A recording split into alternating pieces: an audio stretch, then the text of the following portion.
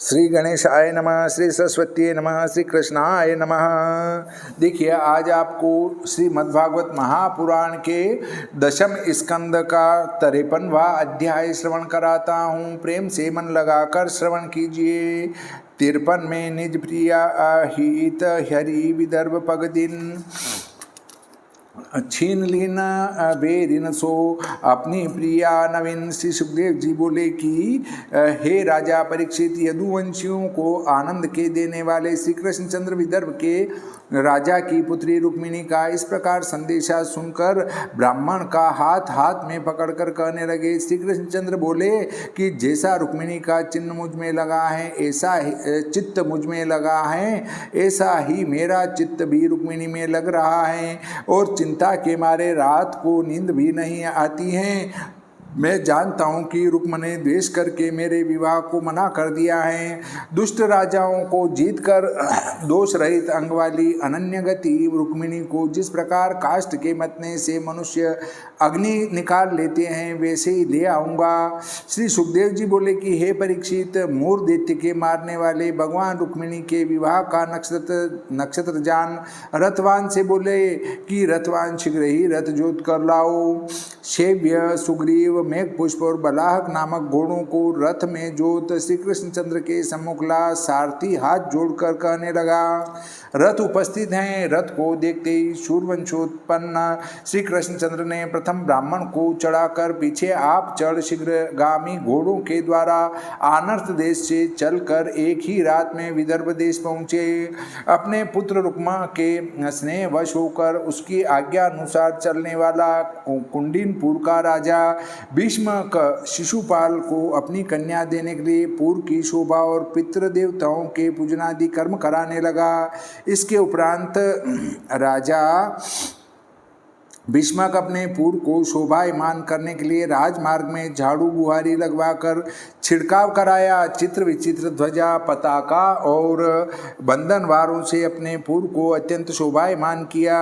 माला, चंदन, फूलों के गहने और स्वच्छ वस्त्रों से शोभायमान स्त्री पुरुष धारा प्रवाह की भांति इधर उधर फिर रहे थे और सब मंदिर अगर सुगंध से सुगंधित थे। श्री सुखदेव जी बोले कि हे परीक्षित, पितृदेवताओं का पूजन करके और विधि पूर्वक ब्राह्मणों को भोजन जिमाकर राजा भीष्मक ने रुक्मिणी का यथावत स्वस्ति वाचन कराया।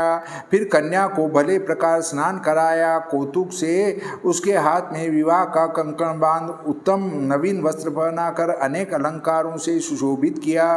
तब द्विजोत्तम ब्राह्मण सामवेद, ऋग्वेद, यजुर्वेद के मंत्रों को पढ़कर श्री रुक्मिणी की रक्षा करने लगे और अथर्ववेद के मंत्रों को जानने वाले पुरोहित ने सूर्यादि ग्रहों की शांति करने के लिए होम किया। हे राजन, विधि जानने वाले राजाओं में श्रेष्ठ राजा भीष्मक ने ब्राह्मणों को सुवर्ण रूपी वस्त्र और तिल मिलाकर गुड़ व दूध वाली बहुत सी गायों का दान किया। जिस प्रकार राजा भीष्मक ने अपनी कन्या का मंगल कराया, उसी प्रकार चंदेल के राजा दमघोष ने अपने पुत्र शिशुपाल के सब मंगल कर्म मंत्रों के जानने वाले ब्राह्मणों से कराए। मतवाले हाथियों के समूह, रथ, पैदल, घोड़े इत्यादि शत्रुघ्न सेना को साथ लेकर राजा दमघोष कुंडिनपुर में पहुंचा।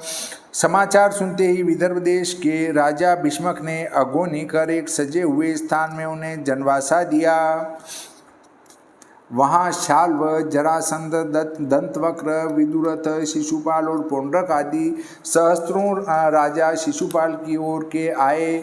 यह समस्त कृष्ण बलदेव के शत्रु सजकर शिशुपाल को कन्या दिलाने आए थे और मन में प्रथम ही निश्चय कर लिया था कि कदाचित बलदेव वह समस्त यदुवंशियों को साथ ले श्री कृष्ण आकर रुक्मिणी को हरेगा तो उसके संग युद्ध करेंगे। इस प्रकार मन में विचार अच्छे अच्छे बलवान सिपाही, घोड़े, हाथियों के को संग लेकर संपूर्ण राजा आए। भगवान बलदेव जी भी शत्रु शिशुपाल की ओर के राजाओं का निश्चय कर श्री कृष्ण के स्नेह से ही हाथी, घोड़े, रथ, प्यादे इत्यादि समस्त शत्रुघ्नी सेना को लेकर कुंडिनपुर पहुँचे।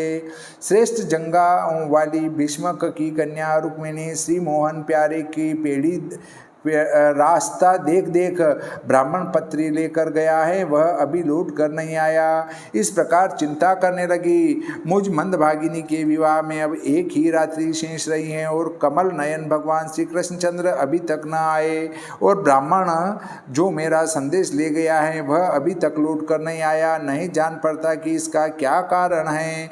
फिर कहने लगी कि निर्दोष श्री कृष्णचंद्र ने मेरे प्राणी ग्रहण का उपाय तो निश्चय किया होगा, परंतु कन्या अभी से पत्री लिख लिख कर भेजती है, यह दोष विचार कर नहीं आए।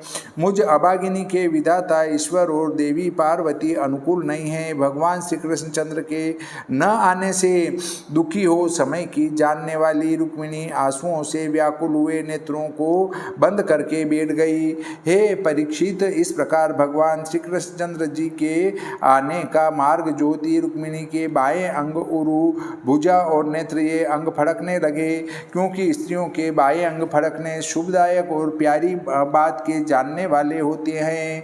इसके उपरांत श्री कृष्णचंद्र ने कहा कि हे द्विजोतम, आगे जाकर खबर करो। श्री कृष्णचंद्र की आज्ञा से ब्राह्मण ने अंतःपुर में व्याकुलता से दौड़ती हुई राजकुमारी रुक्मिणी को देखा। पतिव्रता रुक्मिणी प्रसन्न वदन और स्वस्थ रीति से ब्राह्मण को आता हुआ देखकर अपने मन में यह कार्य कर आया है ऐसा निश्चय कर और उसके लक्षणों से पहचान कर पूछने लगी।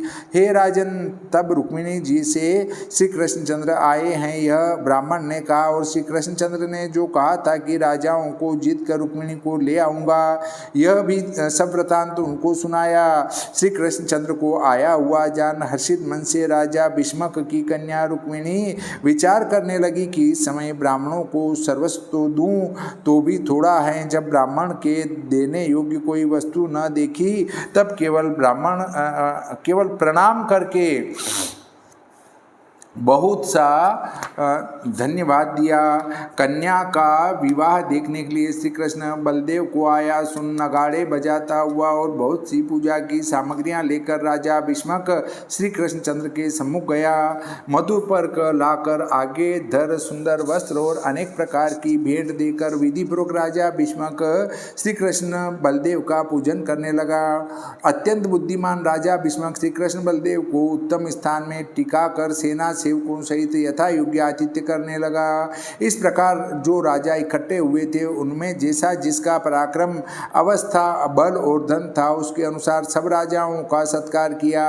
विदर्भ नगर के पूर्ववासी श्री कृष्णचंद्र का आगमन सुनकर नेत्र रूप अंजलियों से श्री कृष्णचंद्र के मुख कमल को पान करने लगे और सब नर नारी विचार करने लगे कि दोष रहित रुक्मिणी श्री कृष्णचंद्र के ही योग्य है एवं श्री कृष्णचंद्र भी रुक्मिणी के पति होने के योग्य हैं। इस प्रकार परस्पर कहने लगे। यहाँ एक शंका होती है कि ब्राह्मणों को देने योग्य कोई वस्तु त्रिलोकी में रुक्मिणी ने नहीं देखी कि यह वस्तु ब्राह्मण को देनी चाहिए, इसलिए हार मानकर केवल नमस्कार ही किया। यह बड़ी शंका है क्योंकि उसको तो जो वस्तु देती वही ले लेता। उस ब्राह्मण को धन आदि लेके जो वस्तु संसार में है सब वस्तु लेने की इच्छा थी, फिर रुक्मिणी ने धनाधिक वस्तु क्यों नहीं दी, कोरा नमस्कार ही क्यों किया। उत्तर इसका है कि ब्राह्मण ने जो महत्वपूर्ण उपकार किया था उसके बदले में देने योग्य कोई वस्तु उनके पास नहीं थी, इसी से कुछ नहीं दिया, केवल नमस्कार ही किया।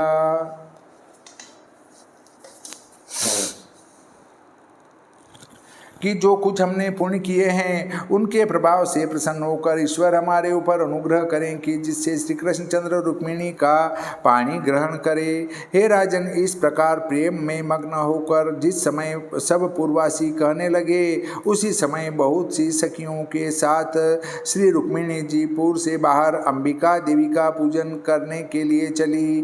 भगवान श्री कृष्णचंद्र के चरण कमलों का भले प्रकार ध्यान करते करते श्री रुक्मिणी अंबिका देवी का दर्शन करने के लिए पूरी हो गई।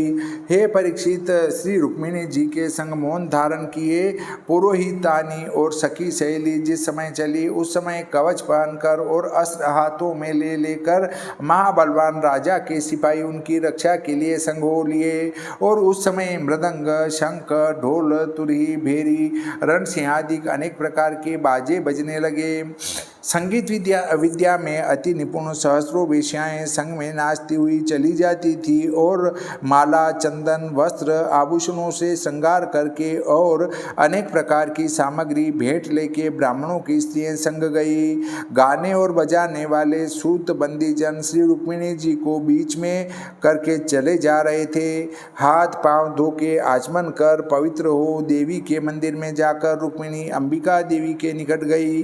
विधि पूर्वक वृद्ध ब्राह्मणों की स्त्रियां रुक्मिणी जी से महादेव जी सहित भगवान की पूजा करने लगी।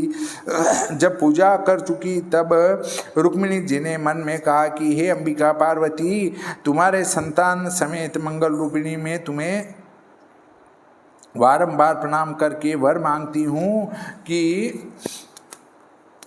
श्री कृष्णचंद्र मेरे पति हों। इस प्रकार मस्तक नवाकर रुक्मिणी जी ने प्रार्थना की। हे राजन, इसके उपरांत जल, चंदन, अक्षत, धूप, वस्त्र, माला, फल, आभूषण और अनेक प्रकार की भेंट से अलग अलग दीपकों की पंक्तियों से देव की पूजा करने लगी। इसके पीछे उसी प्रकार रुक्मिणी नमकीन, पुए, पान, लावा, सुपारी, गन्ने आदि से सौभाग्यवती ब्राह्मणों की स्त्रियों का पूजन करने लगी। फिर श्री रुक्मिणी जी ने अंबिका देवी और ब्राह्मणों की स्त्रियों को नमस्कार कर उनसे प्रमाद और आशीर्वाद लिया।